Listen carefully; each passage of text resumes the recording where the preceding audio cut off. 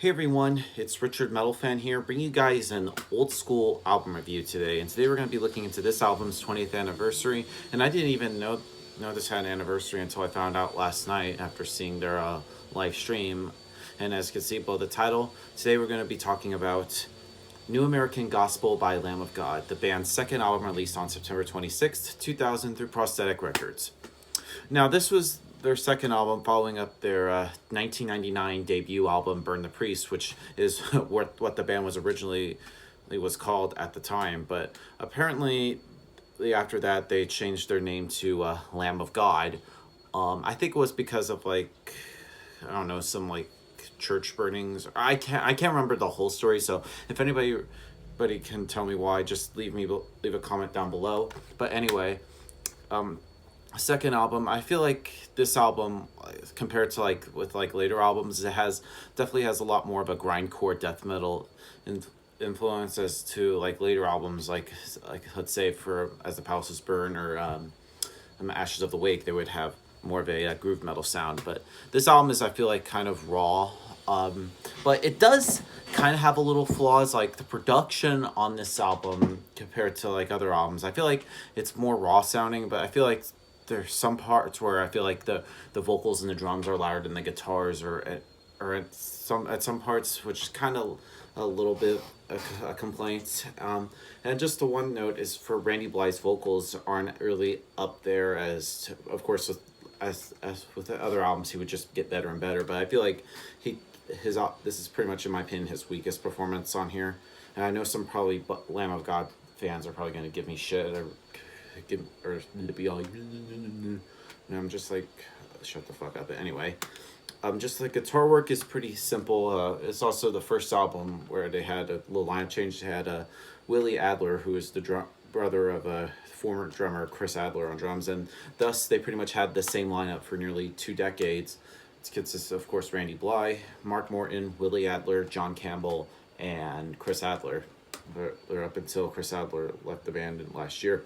But anyway, Chris Adler's drumming is great. The bass, I really feel like should have been audible. You could barely hear it well. Sometimes you even wonder if they even have a bass player on here. So yeah, I probably much rambled on for far too long. Let's just dive into this album track by track. Now, starting things off is Black Label, which is probably one of my favorite Lamb of God songs. It has some pounding guitars, drums in here, and it's definitely a mosh pit favorite song. I feel like the only thing that lets it down is the vocalist Randy Blythe. And from what I've heard with this album, on the album, he pretty much recorded this whole thing pretty much drunk as fuck. I feel like that they've actually recorded this. Also, they've recorded this album, I believe, in probably a week or so. Yeah. Anyway, moving on to the next song on the album, which is called A Warning, which musically, this has a lot more of a grindcore influence and less sort of thrash here. It's a very fast song, too. It's also, like I said, the shortest song on the album. And it has a great verse and a great outro, both musically and a little bit lyrically. In the absence of the sacred, which is probably the most intense and heavy through, though it does get a little bit too brutal after going too many times. And the chorus of the song, I think, is another great part. And Chris Adler's drumming comes in some great blast beats, and the drumming, I feel like, is the focal point in the music on here, and is one of the few elements that is done right for this album. Then we move on to Letters of the Unborn, which has some jackhammering, machine gun drumming. And for me, as I mentioned before with the production, I feel like the vocals and the drums here are pretty much so much louder that you can barely hear the guitars. I just wish they could have remixed or remastered this so it's pretty much an even flow.